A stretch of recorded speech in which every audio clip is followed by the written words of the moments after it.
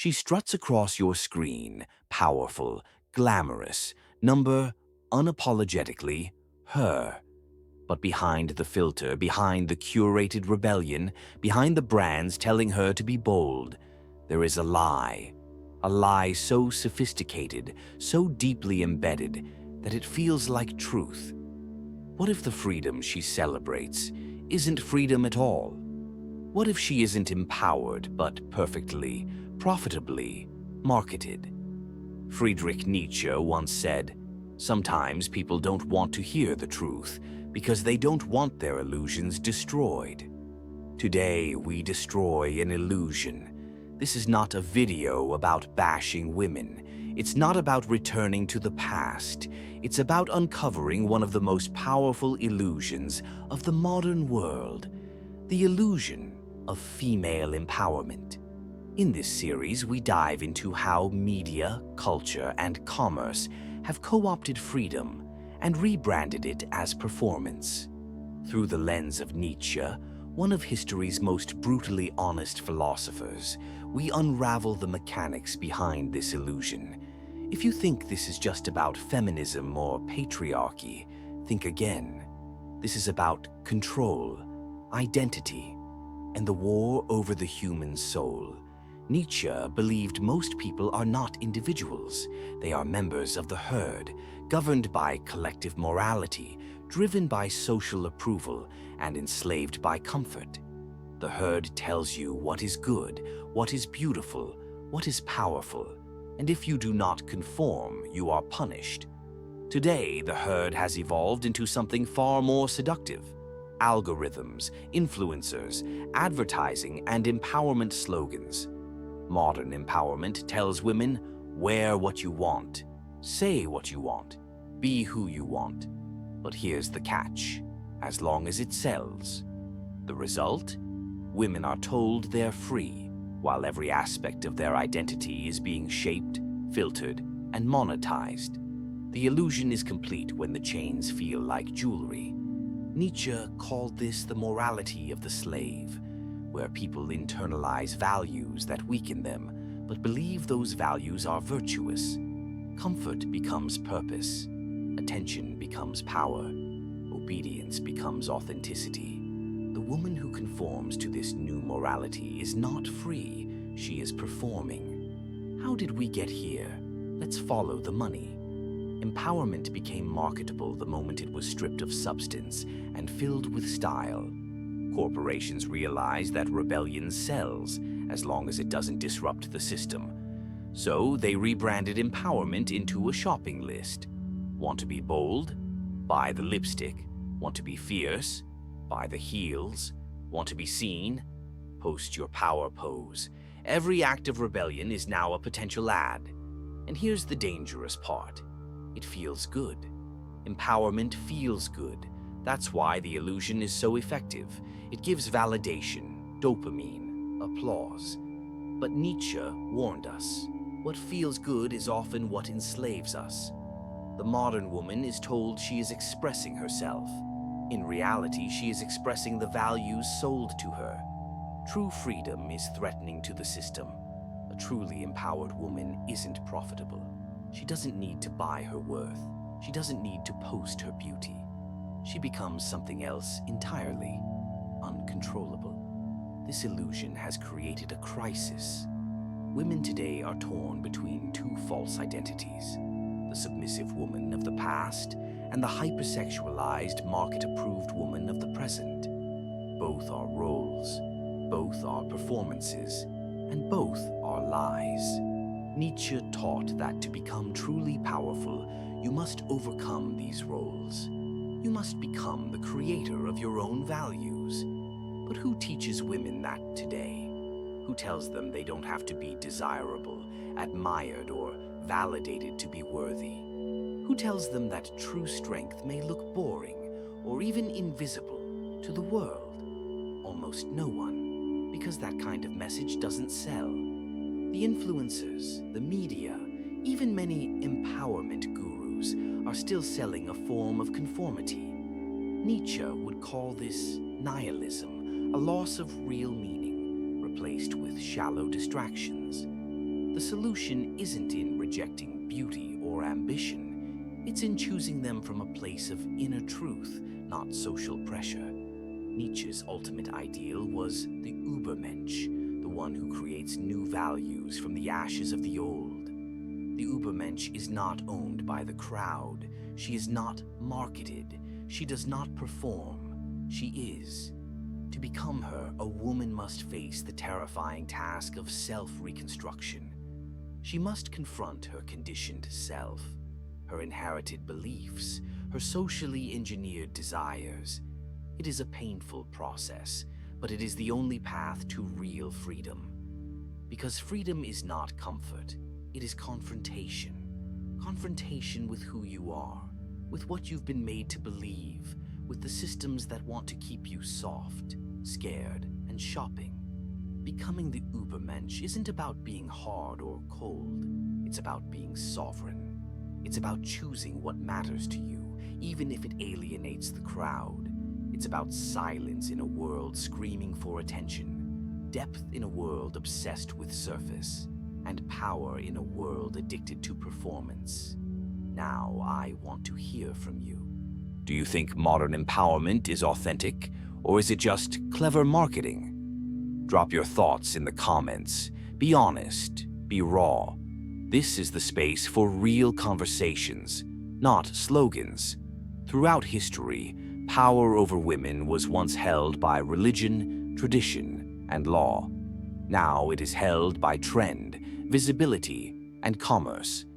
The institutions may have changed, but the goal remains the same: control behavior. Nietzsche observed that when God is dead, we don't become free, we become vulnerable. And into that spiritual void rushes something else, the new gods of the modern world: fame, image, status.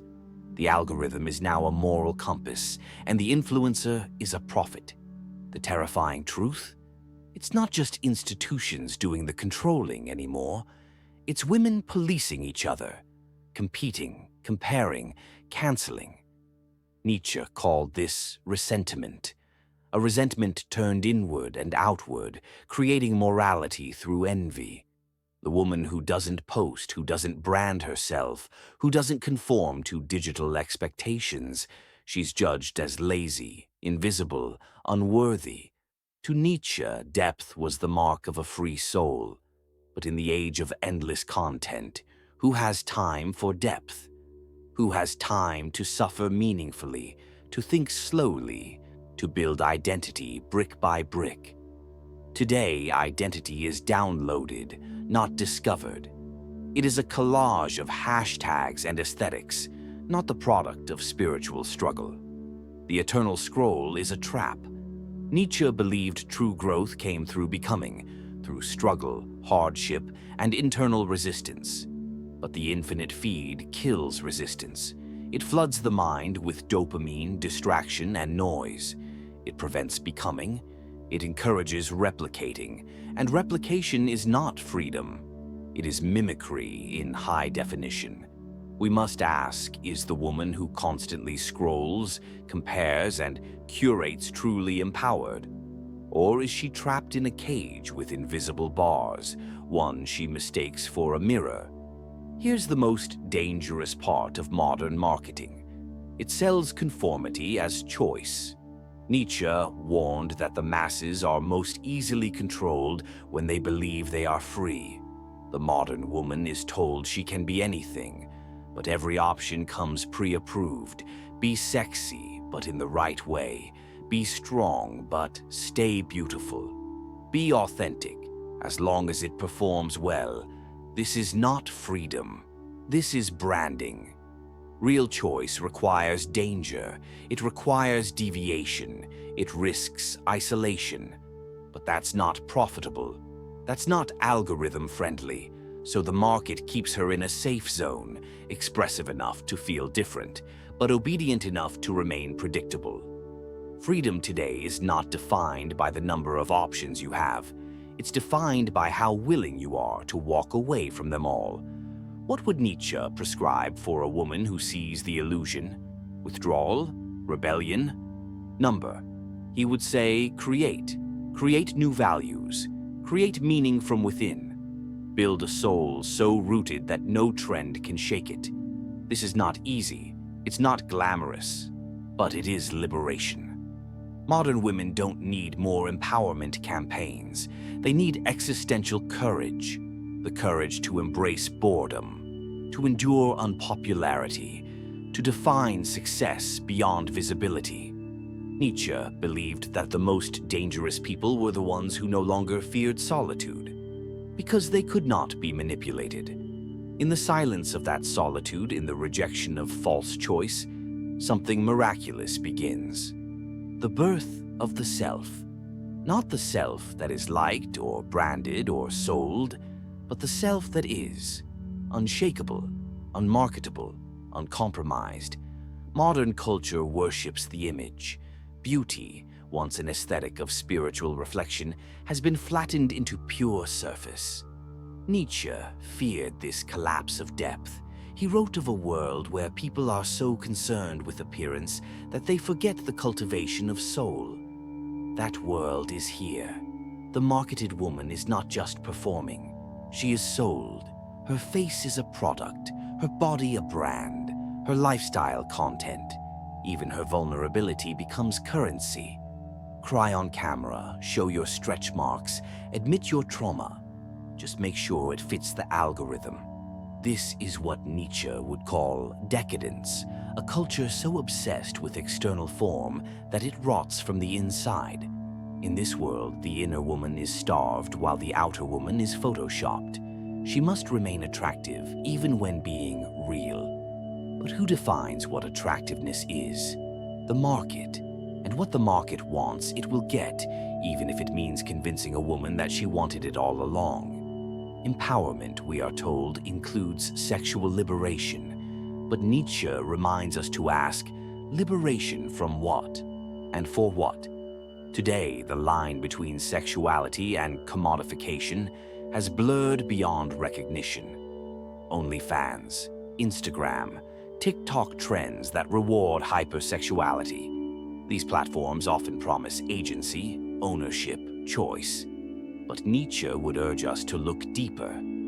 If the self is not forged by struggle, if the values are inherited from mass culture, then what seems like ownership is often exploitation in disguise. A woman commodifying her sexuality may feel empowered, but is she sovereign, or is she simply adapting to survive a system that only rewards her visibility when it aligns with male desire and corporate algorithms? Is she challenging the system, or has the system absorbed her? Nietzsche feared the age where even rebellion could be sold back to the rebels. And that's exactly what we're living through. Nietzsche spoke about the death of transcendence, the loss of sacredness. And one casualty of that death is motherhood. In the race to become marketable, desirable, optimized, modern culture has stripped motherhood of dignity. Fertility is delayed. Nurturing is mocked. Children are seen as a burden, not a legacy. The empowered woman is told she can be anything as long as she is not too maternal. Nietzsche didn't write directly about motherhood, but his writings on will to power suggest a deeper insight. Creation is the highest act of power, not domination, not seduction. Creation. And what is more creative, more godlike, than bringing forth life? Yet modern culture sees motherhood as a detour, a failure of ambition. So women are caught again between a marketed career identity and a devalued maternal instinct. The tragedy is not just personal, but civilizational. A culture that mocks motherhood is a culture in decay. Here is the final trap. Once a woman sees through the illusion, she may become angry, disillusioned, ready to rebel. But even rebellion has been co-opted. Nietzsche warned us that reaction is not revolution. Reacting to oppression by becoming the opposite is not true freedom. If she was once objectified by patriarchy, and now she objectifies herself in the name of liberation, what has changed? The costume? The vocabulary? But the structure remains. perform, please, promote. True rebellion is not loud, it is quiet, it is internal. It is the woman who rejects both the trad wife fantasy and the hyper-modern boss babe illusion. It is the woman who chooses to be nothing the world recognizes as powerful, but everything she knows to be true. That woman cannot be sold. That woman cannot be seduced. That woman is free. Nietzsche wrote, "The higher we soar, the smaller we appear to those who cannot fly." The woman who walks away from the marketed version of empowerment will often be misunderstood. She will be labeled too plain, too intense, too boring, too strange. She may even doubt herself, but her soul will be intact. She will not need to post her truth to prove it. She will not need applause to validate her decisions. She will not need the herd to name her, because she will have named herself. That is power. That is freedom, and it is only the beginning. To understand what true freedom means, we have to step outside of the Instagram grid, the TikTok soundbite, the TED Talk version of empowerment. Nietzsche never viewed freedom as external. For him, it wasn't about doing whatever you want, whenever you want. It was about becoming who you are, even when the world wants you to be someone else.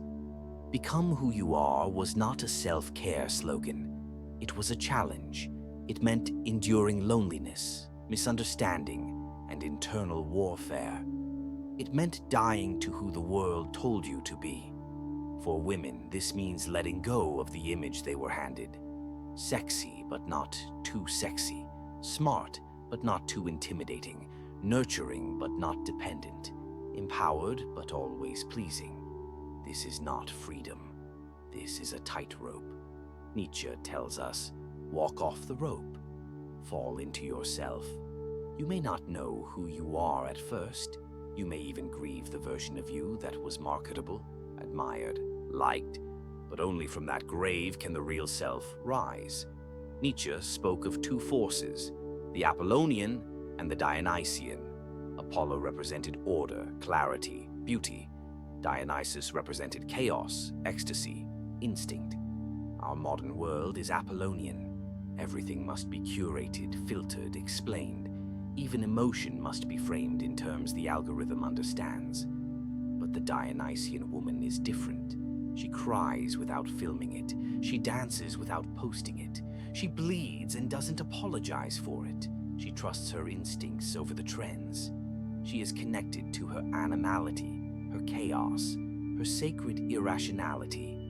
She does not flatten herself to fit into empowerment templates. The market can't predict her. That's why she's dangerous, and that's why she's free. The hardest part of waking up is realizing how much of your identity was a performance. Nietzsche described the self as a battlefield of masks. Modern women are handed masks from birth. Good girl, hot girl, independent girl, woke girl, trad girl, each one sold as a different kind of freedom. But freedom isn't in the performance. It's in the rejection of performance. That doesn't mean rejecting beauty or femininity or strength. It means no longer letting others define what those things are for you. You unlearn the need for applause. You unlearn the need to be explained. You unlearn the craving for visibility. Nietzsche called this becoming the overman, or in this case, the overwoman. It means breaking the leash. Not barking when the culture calls you, not sitting pretty for a like. It is radical solitude. It is choosing silence over spectacle. It is walking into the wilderness of the self without a guidebook. Victimhood is seductive. It brings attention, validation, community. Nietzsche warned of this. He feared a culture that rewarded weakness, that lifted up those who suffered without demanding transformation. Modern empowerment sometimes disguises victimhood as identity, but Nietzsche would say, "You are not what happened to you. You are what you become despite it." This is not to deny real oppression, but it's a call to rise above the power games entirely, to stop measuring your worth by what others did or didn't do to you, to stop playing the algorithm's game of who can look the most broken or the most fierce. You don't need to be a victim. You don't need to be a queen. You just need to be real. That is a spiritual revolution. Nietzsche had his blind spots. He wrote from a male perspective. But his philosophy, stripped of its cultural shell, opens a door to the kind of woman even he couldn't predict. A woman who is not a reaction to man, not a product of feminism, not a servant of capitalism, but a creator. She creates values from within. She creates art that doesn't sell. She creates children who will inherit not her trauma, but her strength. She creates silence in a world of noise. She creates herself again and again without asking permission. This woman isn't trending, but she is eternal. And when enough women walk that path, culture changes, not through hashtags, but through legacy. If you are watching this and something inside you aches, pay attention. That ache is your soul remembering who it is. You were never meant to be a product. You were never meant to be an influencer. You were never meant to be branded. You were meant to be free. Nietzsche once said, "You must be willing to burn in your own flame. How could you rise anew if you have not first become ashes?" So burn the script they gave you. Burn the empowerment template. Burn the marketable version of your soul. And from those ashes, rise, not as a brand, not as a trend, but as a woman no one can sell. What do you think real freedom looks like for women today? Do you agree with Nietzsche's view that much of what we call empowerment is just manipulation? Drop your thoughts in the comments. This is a conversation that needs your voice, and if this resonated with you, sign up for the newsletter. We go deeper into these ideas, and you'll get access to content I can't always share publicly. Until next time, walk alone, think deeply, stay free.